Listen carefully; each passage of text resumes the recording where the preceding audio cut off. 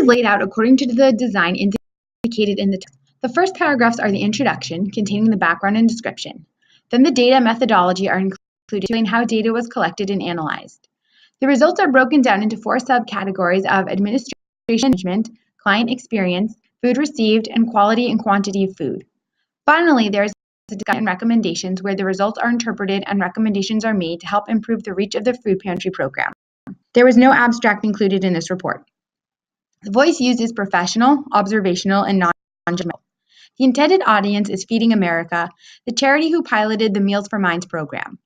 The report is designed to measure if the school food pantries are meeting the needs of the priority population by focusing on client satisfaction.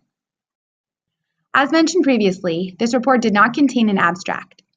The abstract contains a summary of the results, an overview of the program, and recommendations. Many times, busy stakeholders may read only the abstract, so it's an important component to the report where being concise and accurate is critical.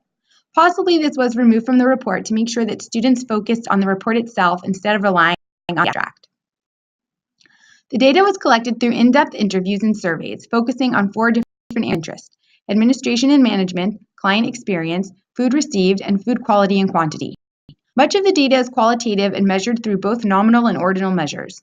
The majority of the data collected through interviews is summarized in the report, and the data was coded in order to run statistical analyses. Many tables and one graph are used to visually display the data, which allows for easy comparisons. Most of the analysis is univariate and is used primarily to describe or summarize.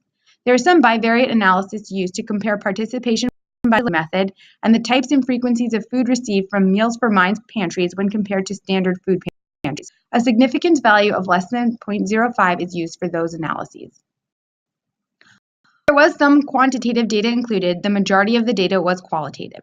The focus of the evaluation was to investigate how well the food pantries were doing in terms of reaching the priority population, what factors acted as barriers to the participants benefiting from the pantry, how the participants received and used the food, and how the service model affected quantity, quality, and even perception of food for the clients. This enabled evaluators to examine the response, recruitment, context, dose, and fidelity of the program, which are important areas of process evaluation. Because this seemed to be more of a process evaluation than a summative evaluation, it makes sense that the majority of the data collected is qualitative, since the purpose of the evaluation was to determine the quality and effectiveness of the program and recommend areas for improvement.